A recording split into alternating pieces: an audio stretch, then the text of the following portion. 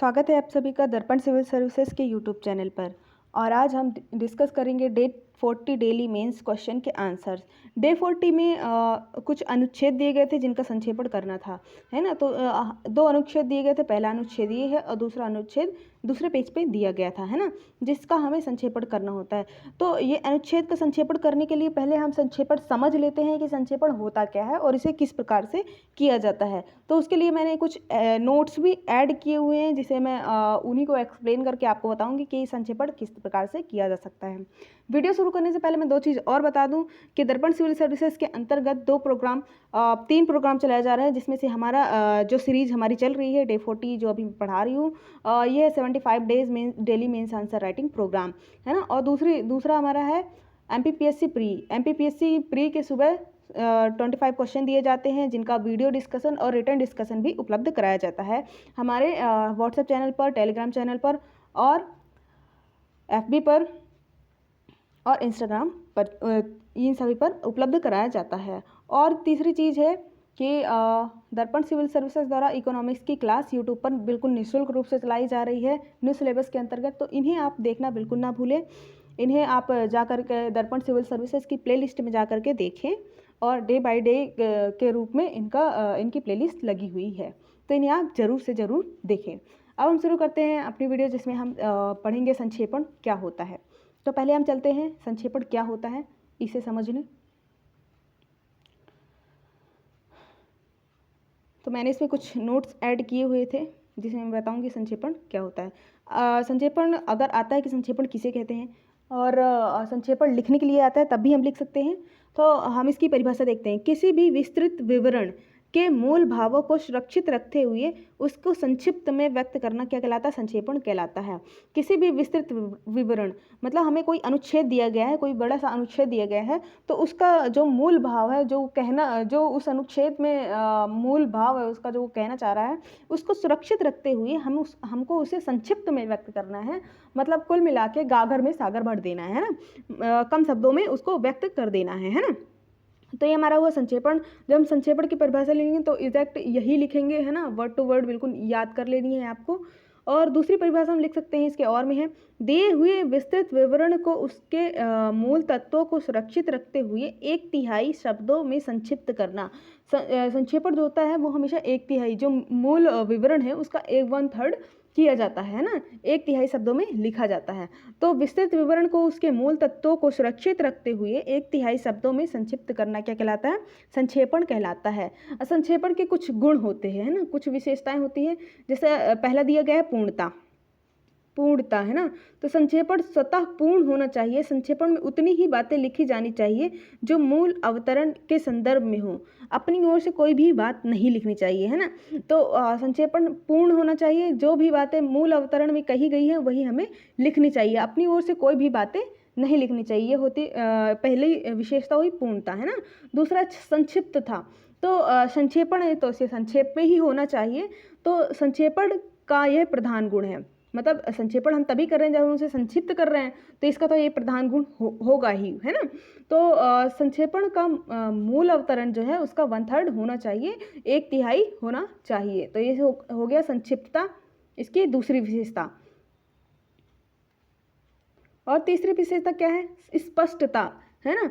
संक्षेपण ऐसा लिखा होना चाहिए जिसे पढ़ने से मूल संदर्भ का अर्थ पूर्णतः सरलता से स्पष्ट हो जाए, है ना। मतलब हम अगर संक्षेपण पढ़ लें तो वो अवतरण क्या कहना चाह रहा है, उसके अंदर क्या बातें हैं, ये हमें समझ में आ जाए। इस प्रकार की इसकी स्पष्टता होनी चाहिए। भाषा की सरलता, जो भी हम लिख रहे हो संक्षेपण जब हम लिखें तो भाषा सरल होनी चाहिए और परिष्कृत होनी चाहिए, है ना। सरल और परिष्कृत होना चाहिए, क्लिष्ट नहीं होनी चाहिए और अलंकारिक भी नहीं होना चाहिए। अलंकारिक भाषा का प्रयोग बिल्कुल नहीं करना चाहिए। तो भाषा की सरलता होनी चाहिए। दूसरा पांचवा है हमारा शुद्धता। भाव एवं भाषा की शुद्धता होनी चाहिए। मतलब जो मूल अवतरण का भाव है वो भी उभर के आना चाहिए, वो भी हमें पता चलना चाहिए और उसकी भाषा जो होनी चाहिए वो शुद्ध होनी चाहिए। तथ्य तथा विषय वही लिखे जाएं जो मूल अवतरण के संबंध में हो, है ना। जो भी तथ्य या विषय लिखे जाएं वो जो हमारा अनुच्छेद कह रहा है वही लिखे जाएं। मतलब हम अपनी तरफ से कोई भी बातें अलग से नहीं लिखेंगे। तो हमारी शुद्धता होनी चाहिए। और छठवां क्या दिया हुआ है? प्रवाह और क्रमबद्धता। जिस प्रकार से अनुच्छेद जो हमें दिया गया है उसमें प्रवाह होता है एवं क्रमबद्ध में बातें कही गई होती हैं, उसी प्रकार से हमें इसके भाव में क्रमबद्धता रखनी होती है ना, और भाषा को प्रवाहपूर्ण होना चाहिए। तो हमारी हो गई छठवीं विशेषता। और सातवीं विशेषता क्या है? निर्देश नियम। संक्षेपण में मूल संदर्भ में उदाहरण दृष्टांत है ना, मतलब संक्षेपण का जो होता है मूल संदर्भ होता है उसका विस्तृत विवरण जो दिया गया होता है अनुच्छेद, उसमें हमारे उदाहरण भी दिए होते हैं और मुहावरे, लोकोक्तियाँ ये सब दिए होते हैं। तो इसे हमें क्या करना है? इसे हमें प्रयोग नहीं करना, इन्हें हमें छोड़ते चलना है ना। तो जो भी उदाहरण दिए गए हैं है ना, और मुहावरे, लोकोक्तियाँ, ऐसा कुछ भी दिया गया है तो उसे हमको छोड़ करके उसकी मुख्य बातों को लिखना है। और जो संक्षेपण है उसे हमेशा भूतकाल में लिखा जाना चाहिए। तो ये हमारी हो गई संक्षेपण की विशेषताएं। कुछ विशेषताएं और हैं, जैसे कि हमें जो संक्षेपण है वो अन्य पुरुष का प्रयोग करना चाहिए। संक्षेपण को लिखते समय अन्य पुरुष का प्रयोग करना चाहिए, है ना। दूसरा, भाषा सरल होनी चाहिए एवं मुहावरे, लोकोक्ति का प्रयोग नहीं करना चाहिए। संक्षेपण में हम मुहावरे एवं लोकोक्ति का प्रयोग नहीं करेंगे। मूल अवतरण का 1/3 होना चाहिए, 1/3 होना चाहिए।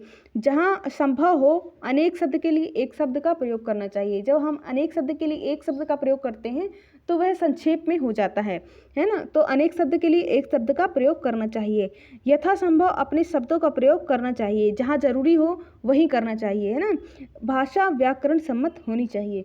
तो ये हमारी हुई संक्षेपण की विशेषताएं, जिसे हम संक्षेपण करते समय अवश्य रूप से ध्यान रखें, है ना, ताकि हमारा संक्षेपण अच्छे से हो पाए। और संक्षेपण और सारांश में क्या अंतर होता है? तो संक्षेपण और सारांश में अंतर: संक्षेपण में समानता, मूल अवतरण की सभी बातें क्रमबद्धता के साथ प्रस्तुत की जाती हैं। संक्षेपण जब होता है तो उसकी सारांश जो हमारा मूल अवतरण है उसकी सभी बातें क्रमबद्ध रूप से प्रस्तुत की जाती हैं। जबकि सारांश में केवल मुख्य तथ्य, जो वो मुख्य तथ्य है वही प्रस्तुत किया जाता है और उसका सार प्रस्तुत किया जाता है ना। और उसे काफ़ी मतलब संक्षेपण से भी संक्षेप में लिखा जाता है। तो हमारा होता है सारांश, है ना। संक्षेपण सामान्यतः मूल अवतरण का 1/3 होता है, मतलब 1/3 होता है। जबकि सारांश के लिए कोई ऐसी शब्द सीमा नहीं है कि वो कितना होगा, बस इतना है कि वो एक सार होगा मूल अवतरण का, और संक्षेपण से भी छोटा हो सकता है। तो इस प्रकार से हमारा होता है संक्षेपण। अब हम देखते हैं जो संक्षेपण दिए गए थे, है ना। तो ये जो हमने पढ़ लिया, तो आप संक्षेपण लगभग कर लेना चाहिए, 1/3 में ही लिखना है। तो ये जो दिया गया है हमारा अनुच्छेद, इसमें जो जो भी बातें दी गई हैं, तो हमारा इसमें जो मुहावरे, लोकोक्तियाँ और उदाहरण दिए गए हैं उन्हें छोड़ करके बाकी सब चीज़ें हमें 1/3 में लिखनी है ना।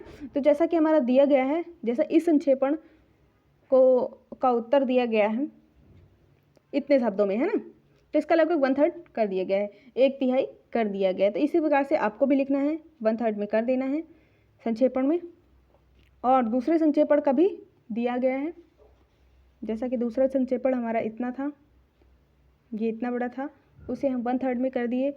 और उसके उदाहरण, लोकोक्ति, मुहावरे, है ना, जितनी भी अलंकार वगैरह जो भी थे उसको हमें छोड़ करके उसकी मुख्य बातों को क्रमबद्ध रूप से लिखना होता है। तो ये हमारा हुआ संक्षेपण। तो आज के लिए बस इतना ही। और डे 40 डेली मेंस आंसर ये कंप्लीट होते हैं, और आप मिलते हैं डे 41 डेली मेंस आंसर्स के साथ। अगर आपको हमारी वीडियो अच्छी लगी हो तो लाइक करें और सब्सक्राइब करें। धन्यवाद।